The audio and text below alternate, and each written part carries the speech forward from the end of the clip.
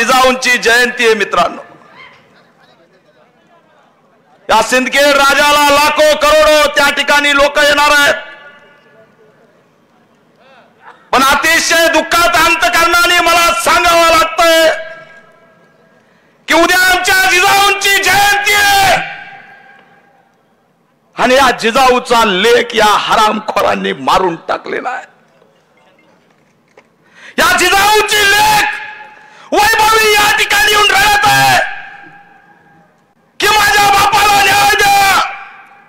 हा सोमनाथ सूर्यवंशी दुसरा तिसरा कोणी नसून जिजाऊचा एक पुत्र आहे।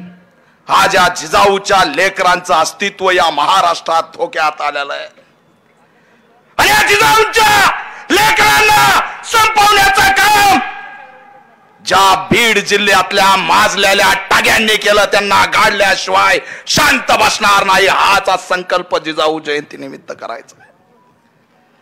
यांचा माज उतरला पाहिजे।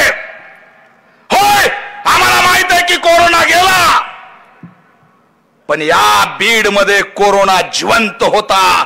त्याचं नाव होतं वाल्मिक कराड गँग आणि गुन्हेगारीचा असणारा हा कोरोना आहे। हा कोरोना नष्ट करण्यासाठी हे समतेचं आंदोलन उभं राहिलेलं आहे। डॉक्टर बाबासाहेब आंबेडकर, छत्रपती शिवाजी महाराजांच्या मावळ्यांचं, भीम सैनिकांचं आंदोलन उभं राहिलेलं आहे। हा गुन्हेगारीचा कोरोना महाराष्ट्रातून नष्ट केल्याशिवाय आता आम्ही शांत बसणार नाही। मित्रांनो, या ठिकाणी भयंकर परिस्थिती झाली। मोका लागलाय म्हणे आज। अरे देवेंद्र फडणवीस साहेब, तसं तर मी साहेब कुणालाच म्हणत नाही, पण हे टुचून साहेब म्हणलोय। तुम्ही निवेदन केलं होतं ना विधान भवनात, कुणावर मोका लावणार होते तुम्ही सांगायचंय खालून। ए बाबा, वाल्यान आका म्हणू नका। माझ्या आईला मी आका म्हणतो, ती म्हणली मला फाशी देणार आहेत का? ती वाल्याची शेंग चांगली लागते, तिला खाऊ द्या। त्याचं नाव डायरेक्ट घ्या। काय म्हणले होते फडणवीस विधान भवनात की मोका मी लावणार, मोका लागलाय। मग आज उत्तर द्या की या मोक्याच्या यादीमध्ये तुम्ही घेतलेल्या नावाचा उल्लेख का नाही? कुणाला पाठीशी घालताय? यात ज्यांनी सगळं अट्रॉसिटी पासून जी पार्श्वभूमी खंडणीची सगळे त्यामध्ये मोक्यामध्ये आले पाहिजेत, ही आमची या ठिकाणी भूमिका आहे। या वाल्मिक कराडला परळीच्या बाहेर कोणी ओळखीत नाही। या दीपक केदारला इकडे बिदर मध्ये गेलं तरी फोटो काढते आणि हे असणार मी बोलणार आहे। या ठिकाणी ते लक्ष्मण हाके नावाचं एक आलेलं आहे, मला चॅलेंज केलंय काल। केदार म्हणे मला अडवून दाखव। अरे तू भांडण करायला छिकडतो भांडकुदळ बाई, आम्हाला वेळ नाही तुला अडवायला। अडवायला तू कोण गेला? अरे अडवायचं असेल तर आम्ही तिकडे पंतप्रधानाला अडवू, मुख्यमंत्र्याला अडवू, सरकार मधल्या लोकांना अडवू। अरे तुझ्यासारखा चिरकुट टिकुजीराव कोण गेला तुला अडवायला? मी म्हणलंय तू मोर्चे काढून दाखव। आता एक धनगर समाजाचा ढाण्या वागाला, त्यांनी ज्या पद्धतीने उत्तर दिलंय, आता जर हाके घराच्या बाहेर आले तर समजायचं की हे फुले शाहू आंबेडकरी विचारधारेचं नाहीच। एवढं बोललो आणि आम्हाला दरवेळेस सांगितलं जातं की खैरलाजी मध्ये कोण होते, खैरलाजी मध्ये कोण होते? लक्ष्मण हाके, मी या ठिकाणाहून एक इशारा देतोय की पुस्तक काढा, तिथले डिटेल काढा। भंडारामध्ये कोणत्या जातीचे लोक होते आणि कोणत्या जातीच्या लोकांनी ते केलंय ते तुम्ही हिम्मत असेल तर पुढे आणा। कशाला जाती ते निर्माण करताय?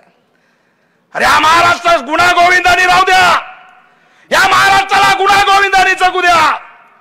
तुम्ही कुणाला या ठिकाणी जातीवादाच्या विळख्यामध्ये टाकून मारताय, प्रतिमोर्चे काढताय। लाज वाटली पाहिजे प्रतिमोर्चे काढणाराला। त्या दिवशी पैठणला अण्णा होते, तिरक्या डोळ्याचा चांगला समाचार घेतला। तवापासून गडी काय दिसा नाही, तरी बी मला वाटतं उद्या येईल. टकमक टकम बगन.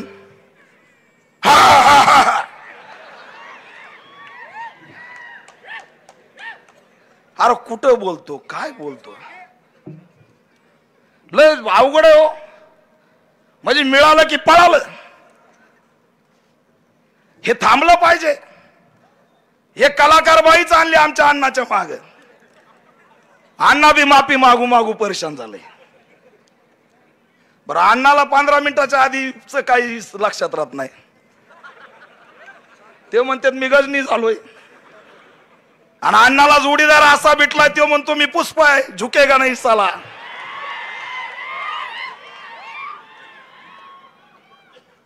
कलाकार आणले.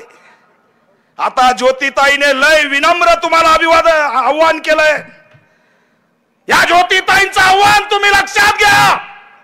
उद्या जिजाऊंची जयंती आहे, संकल्प करा. अनेक या ठिकाणी षडयंत्र होणार आहेत, त्यांनी ओळखलेत. सकाळी मी बातमी वाचली, HMPV नावाचा आजार आलाय, कोरोना सारखा आहे म्हणे, आणि त्याचे 2-3 लोक सुद्धा सापडलेत. आता आरोग्य मंत्री कोण आहेत? मंत्री असे आहेत की लक्षात बी राहत नाहीत.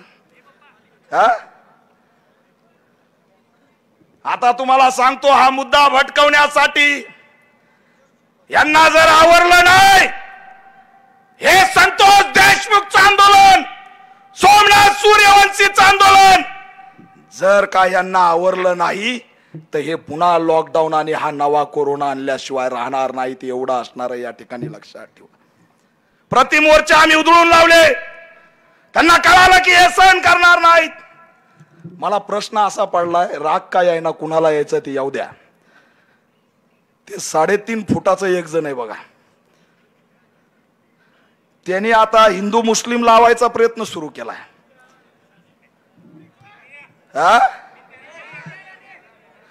अरे आज स्टेटमेंट आहे, हे हिंदू राष्ट्र आहे, त्या 3.5 फूट फाटक्या तोंडाचं.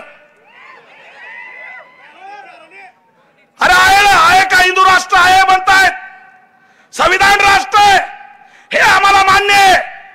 पण मला या सगळ्यांना विचारायचं की संतोष देशमुख कोणत्या धर्माचा होता? अरे या हिंदू राष्ट्रात जिजाऊंच्या लेकरांचं काय अस्तित्व आहे, बाबासाहेबांच्या लेकरांचं काय अस्तित्व आहे, हे आधी सांगा. तुम्ही कुठे या मोर्चात? हे मोर्चे डायव्हर्ट करण्यासाठी तुम्ही आता तिकडे गडावर अमुक ढमुक करायला निघालात. आणि म्हणून ज्योतिताईंनी जे सांगितलंय ते ठामपणे लक्षात ठेवा की हा मुद्दा थांबवता कामा नये. मनोज दादा जरांगे असतील, इथले सगळे नेते असतील, वैभवीचं तुम्ही निवेदन ऐकलं मित्रांनो. अरे एवढा अभ्यासू लेकरू, विचार करा तुम्ही की वैभवी ज्या पद्धतीने मांडणी करते. आज माझा हा 6वा मोर्चा आहे. मी जर कुणाचं बारकाईने आंदोलन भाषण ऐकत असेल तर ते या लेकराचं ऐकतो. तिच्या शब्दाची मांडणी बघा, तिचा अभ्यास बघा. अरे लेकरू एका क्रांतिकारकाचं लेकरू आहे. ही वैभवी जी बोलतीये तिचा बाप किती हुशार असेल हे लक्षात ठेवा. तिचा बाप किती महान असेल, काय त्याचे विचार असतील. आणि या ठिकाणी राजकारण सुरू आहे. हे राजकीय मोर्चे, हे निळ्या टोप्या, भगव्या टोप्या, पिवळ्या टोप्या, हे राजकीय मोर्चे. हे कुणाच्या पक्षासाठी नेत्यासाठी आले नाहीत, तर या लेकीला न्याय देण्यासाठी या ठिकाणी आलेत, हे लक्षात ठेवा. आणि तुम्हाला जाता जाता आव्हान करतो की या लेकराला न्याय देण्यासाठी जीवाचं रान करा, पेटून उठा, बंद करा. हे आंदोलन इजू देऊ नका. हे आंदोलन एक बलिदान दिलंय संतोषनी. या महाराष्ट्रातली समता एकत्र करण्याचं हे आंदोलन आहे, सामाजिक आंदोलन आहे. याला जिवंत ठेवा असं आव्हान करतो. सगळ्यांना फाशी झाली पाहिजे. सोमनाथ सूर्यवंशीच्या मारेकरांना त्या ठिकाणी फाशी झाली पाहिजे, मोका लागला पाहिजे. वैभवीला आमच्या मी एवढा साथ देणार. अण्णा आपण एवढ्या लेकीला एवढा साथ द्या की या बीडचं उद्याचं युवा नेतृत्व या लेकीच्या हातात गेलं पाहिजे. हे सुद्धा आव्हान या माध्यमातून करतो. अनेक नेते संपवलेत, बहुजनांचं अस्तित्व धोक्यात आलेलं आहे. प्रति मोर्चावाल्यांना आम्ही बघून घेऊ. लक्ष्मण हाके याच्यानंतर जातीय तेढ निर्माण करण्यासाठी मराठवाड्यात येऊ नका. आम्ही तर सोडा, पण हा ढाण्या वाघ धनगराचं लेकरू अहिल्याबाई होळकरांचं त्या ठिकाणी आवाज होऊन उभा आहे. तुम्ही आता मराठवाड्यात येऊ नका. तुम्हाला माड्याला कोणी विचारतं का नाही? मला बरेच जण म्हणते अरे हे कुठालंय रे, ह्याला तर इकडे कधी बघितलं नाही. त्याचं काय नाव घेता? ते आमच्या मनोज दादाचं नाव घेऊन जिवंत आहे. त्याला मनोज दादाचं नाव घेतलं नाही ना, आणि आता अण्णा आलेत पुन्हा सोबत. त्या दोघाचं नाव नाही घेतलं ना तर भाकर मिळायची नाही. काय खरं असल्याचं. आणि आमच्या मनोज दादाला म्हणे 35 किलो आहे. अरे तू कधी येऊन उचलून बघितलं बाबा? अरे कमराला बांधलं की कार्यक्रमच इथं. मी मागा चालता चालता पट्ट्यानी कमराला बांधलं, म्हणलं आज कार्यक्रम आहे. आणि म्हणे 35 किलो. मी पैठणला बी सांगितलं, होय आमचा ढाण्या वाघ 35 किलो आहे, पण 150 किलोच्या गेंडा स्वामीचा बाप आहे, त्याला गार करून आलेला आहे. आणि म्हणून मान्यवर आणखी सगळ्यांना पुन्हा आव्हान करतो की या न्यायाच्या लढाईत या. दोन्ही या सरकारला मी आव्हान करतो की तुम्ही गांभीर्याने घ्या. तुमच्या नेत्याने आतापर्यंत हे तुमचं लोन आवरलेलं आहे, पण आता जर गांभीर्याने घेतलं नाही तर त्या ठिकाणी जशाची तसं उत्तर दिल्याशिवाय ह्या बहुजन समाज थांबणार नाही. हा इशारा सुद्धा या माध्यमातून देतो आणि थांबतो. जय भीम.